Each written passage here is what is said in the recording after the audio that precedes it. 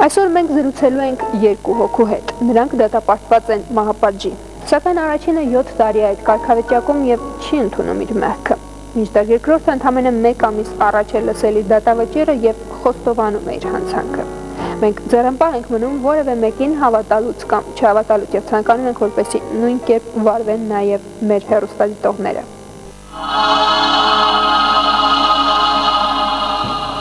Ապահով ընտանիքում եմ մեծացել, բժիշկների ընտանիքում։ Հնարավորություն ա եղել տարբեր երկրներում լինեմ մանուկ հասակում և այլն։ Միջնակարգ կրթություն և բժշկական ինստիտուտում մինչև 3-րդ կուրս, հետո էլ ստեղի կրթությունը։ 1996 թվին հուլիսի 12-ից այս սիստեմայի մեջ եմ, իսկ նոյեմբերի 29-ից մահապատժի տակ։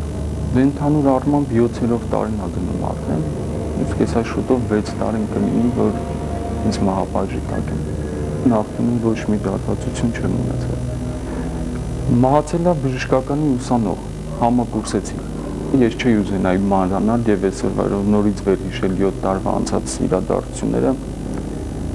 որովհետև իհարկե ծանր է։ Երևի թե բառերով դժվար լինի նկարագրել ինչ իրավիճակ էր, ինչ էի ուզում այդ րոպեին։ Չէ՞ որ մինչև դատավորի կարգալը դատախազը արդեն պահանջել էր մահապատիժ, հետևաբար արդեն հոգեբանորեն պատրաստվածություն կար։ Ամեն դեպքում երևի մի բան կարամ հստակ ասեմ, որ ոչ մի բան ինձ չէր հետաքրքրում այդ րոպեին, ես իմ մեջ էի, ասենց ասեմ։ 40-ից ավել մահապարտներ են նստած։ Երևի թե կեսից շատը հանցագործության պահին նույնիսկ պատկերացում չեն ունեցել, որ նման հանցագործության համար կարող է իրանք մահապատժի տակ նստեն։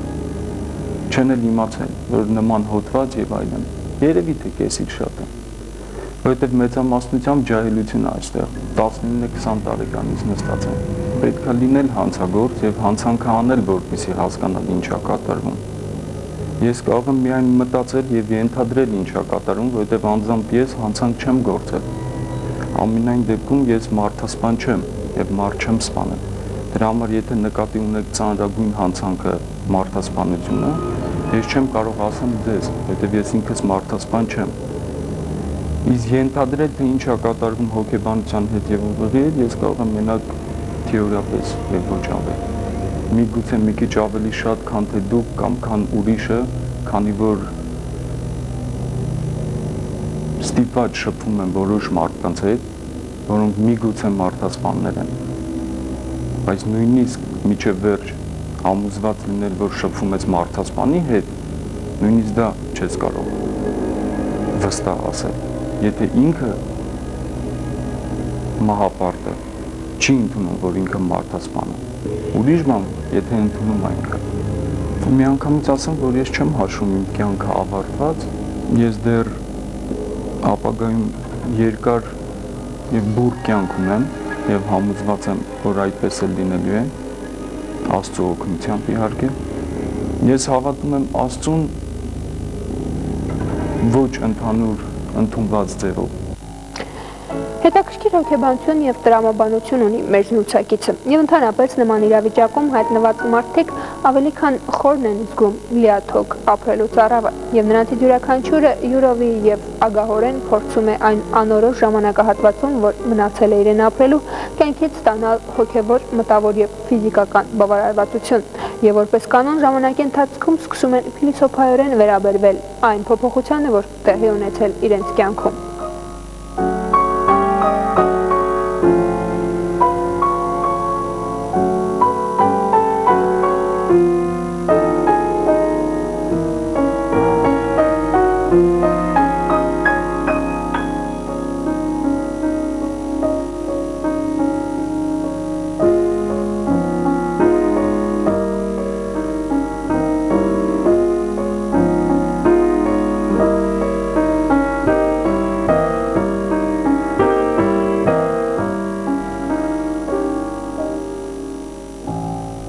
Չէի կարող ասել, որ կտրուկ փոփոխություն եղավ։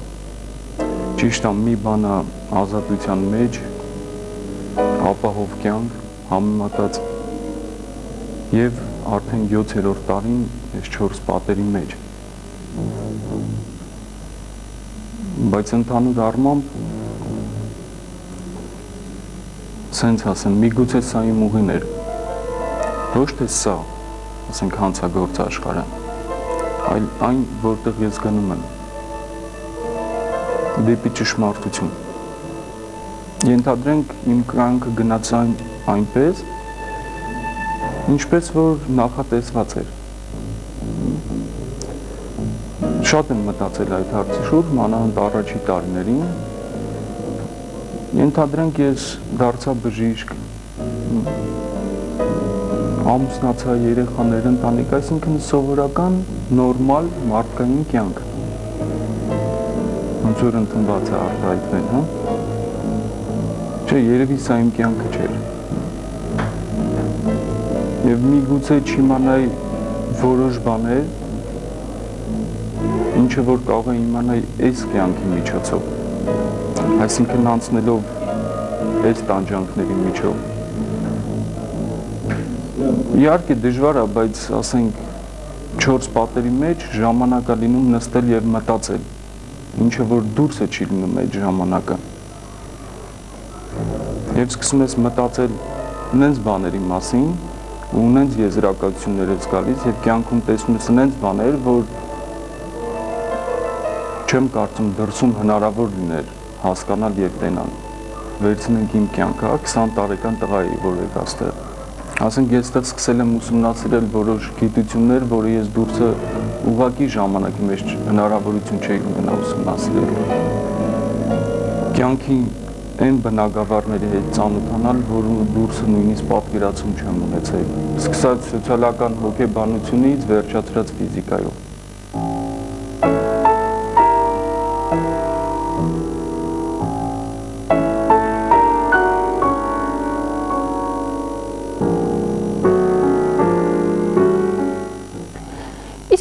Եթե հանկարծ ժամանակի անիվը հետ պտտվեր, եթե հանկարծ այս մարդկանց նորից հնարավորություն տրվեր մի կյանք ապրելու։ Մահապատժի դատապարտվածներն անշուշտ բավական ժամանակ եւ առիթներ ունեցել են այս մասին մտածելու։ Եթե մեկ կյանք եւս տված լիներ, չեմ կարծում, որ բարուրից սկսված միջև ասենք 5-րդ, 6-րդ դասարան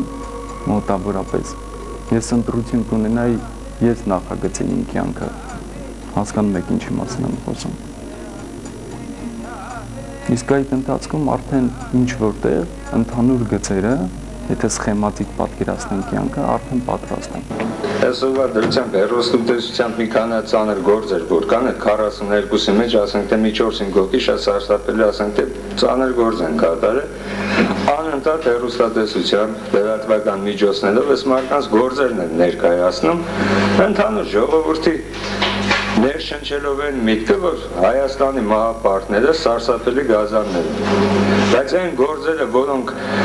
լրի մարդկանից դուրս դատվելու մահապատիժ են ստացել, որ դրա համար մարդիկ 5 տարի ազատազրկում են ստանում, դրանք ցույց չեն տալի։ Անընդհատ այն ծանր գործերը ու միշտ նույնն է, որ մարդկանց մոտ կարծիք փոխեն, իբր Հայաստանում մահապարտի դատապարտյալը գազան է։ Նա դասարակ օրինակ բերեն այդ հիման վրա, 2 հոգի փախուստ կատարեցին Գորիսի բանտից, էլի 42 մահապարտների մեջ են։ 15 օրից ավել մնացին ազատության մեջ ու բռնվեցին այն պատճառով, որ փող չունեն։